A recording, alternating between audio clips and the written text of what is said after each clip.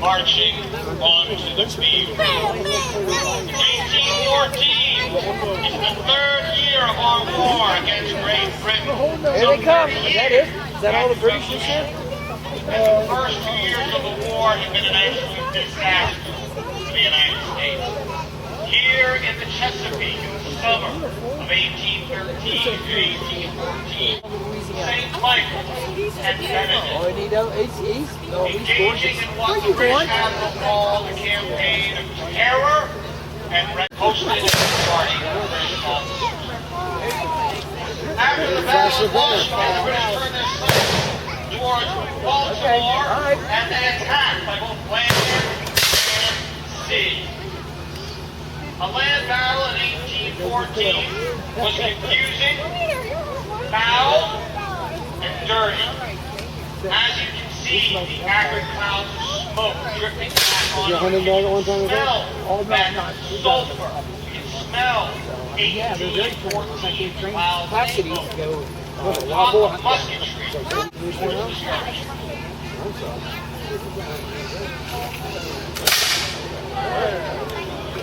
The skirmish is exactly how the Battle of North Point began, late in the afternoon of September 12, 1814. As 4,000 British troops marched up. That left Colonel Arthur Brooke in command. And as he looked out, the line received their volleys and began to deploy his troops, he felt that he was facing not the 3,000 men that were actually there, but over 7,000 of them.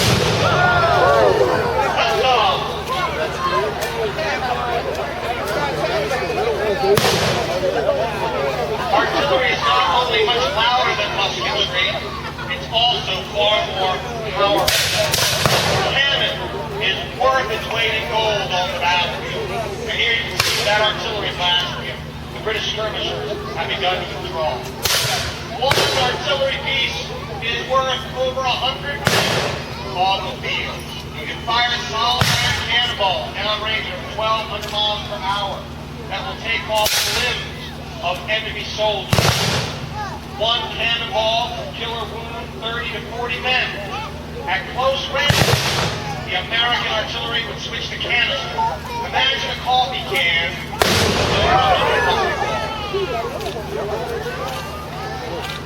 Downrange, canister at short range can be devastating. And at the Battle of North Point, American artillery fired again and again into the advancing British troops, inflicting heavy casualties. And here at the beginning of the battle, it's simply forcing back the British skirmishers who will fall back eventually to the main line.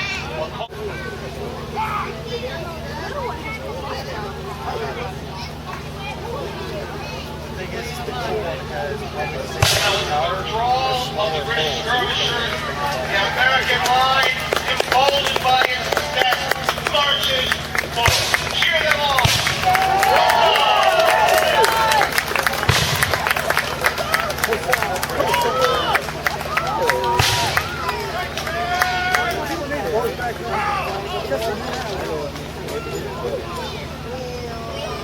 Colorful uniforms and the variety of uniforms on the field in front of you represent what you would have seen at North Point in September of 1814. Those wearing green, red trim represent American riflemen. Those wearing the blue coats, the tall black leather shakos wrapped in red, represent the regular Maryland militia. In 1814, you did not wear camouflage. Your intent was not to blend in. Your uniform and of your units was to stand up and to be seen. What's going on? The reason behind that was the weapon. The smoothbore musket has a maximum effective range of 80 to 100 yards. That's 240 feet. think so. That means the Battle of North Point, just like in front of you, both sides could see the face of the gun that they were firing at. Standing up meant that you could load that weapon quickly, once every 20 seconds. Standing shoulder to shoulder made up for the inaccuracy of the weapon by allowing you to throw a solid wall of lead down range at the end. There it goes. And combining both infantry and artillery on the field of battle would be devastating. Nobody died. I just don't want to get that close.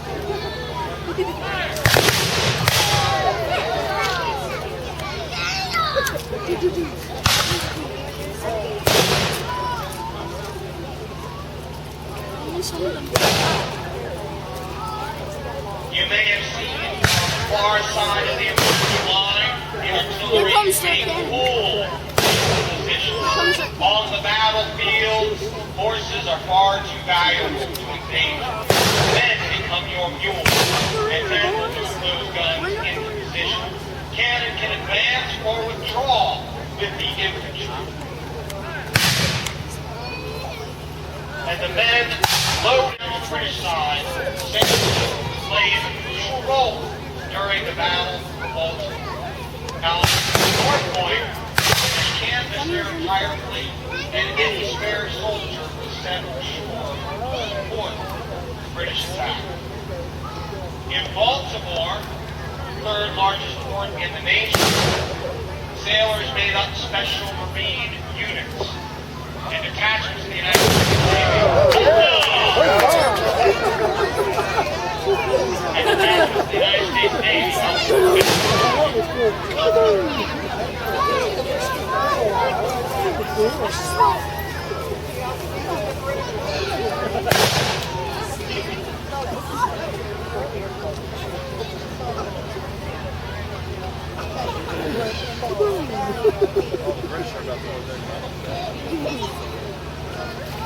That was awesome!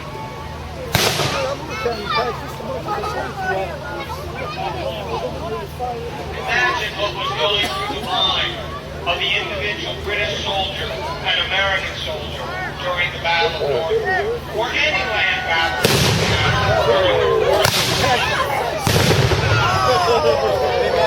First of all, by the end of the battle, you were dead. More importantly, you worry that at the end of the battle, you might not be going home. That you might fall prisoner to the enemy.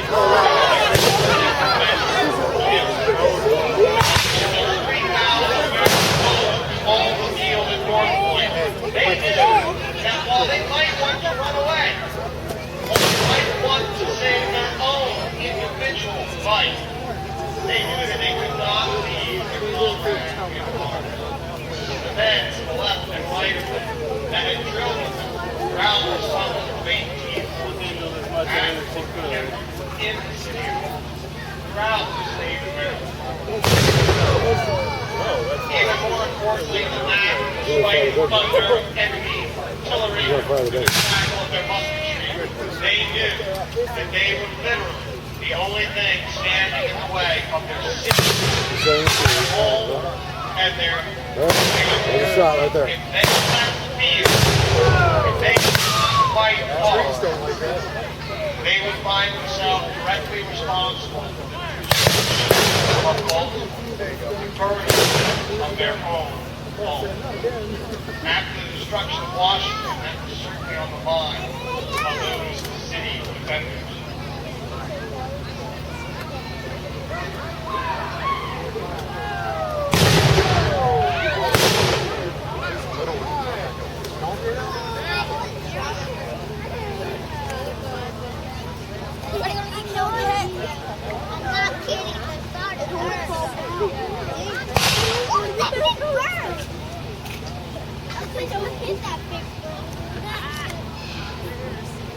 During the first part of the Battle of North Point, the American soldiers had the upper hand. 3,000 men hung out in a long line with heavy artillery in the center. They pushed the entire British Army to begin to deploy. With the first British volleys at Wood Point from the main line, however, 1,500 American soldiers on the left of the line decided to withdraw and make their way back to the Wall. Imagine being one of the 1,500 men left on the field. Imagine being their commander, Major General John Stuart, and realizing that you have 1,500 men and the enemy have over 4,000. You're outnumbered almost 4 to 1. The heavy artillery that you hear thundering across the battlefield helped even the odds for the United States troops. It allowed us to inflict over 350 casualties on the game, our national anthem. And he always tried to focus on this celebrity back to the that not praise to me be given, but to the defense of the song.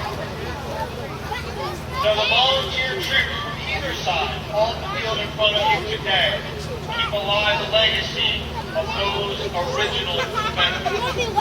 And like King, they ask that praise be given not to them, but to the honor and memory of the original defenders, who at North Point and Fort McHenry gave their lives to defend a city of 50,000 people, who inspired a national anthem.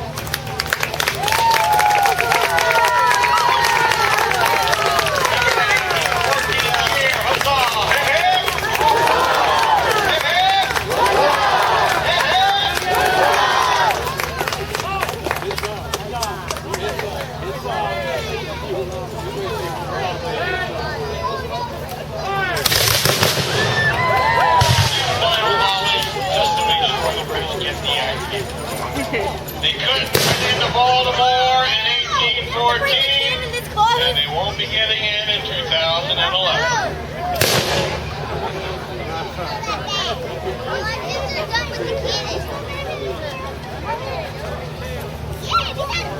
They're getting away! Go get 'em!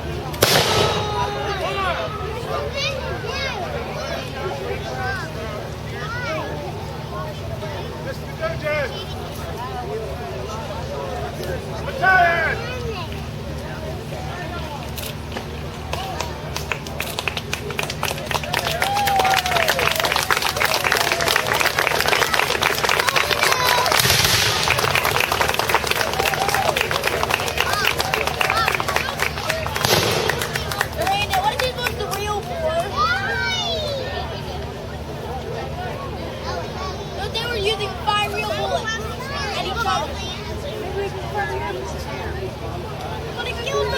and gentlemen, how about one more hand for the American troops?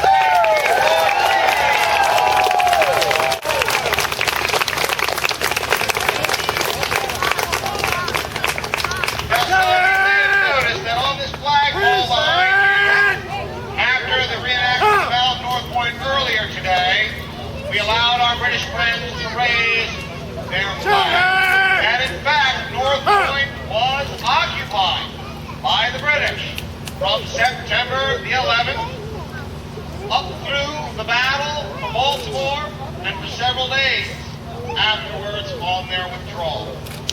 However, we will be lowering the Union Jack and raising the 15-stripe Star-Spangled Banner once more. And after those ceremonies have concluded, we do have a full-size 30 by 42-foot Star-Spangled with 2-foot-wide stars and 2-foot-wide stripes. As soon as we're done, don't go anywhere, unfurl it down here.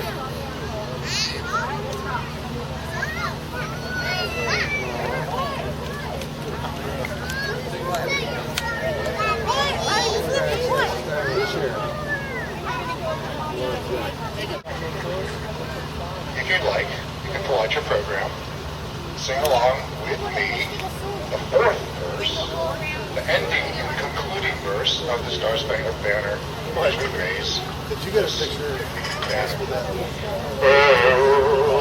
Blessed be it ever when free men shall stand between their loved homes and their desolation. Blessed with victory and peace, may the heaven-rescued land praise the power that hath made and preserved us a nation.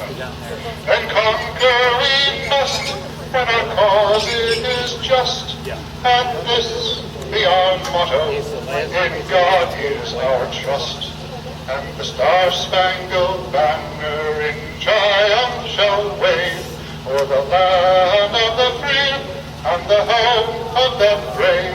And the Star-Spangled Banner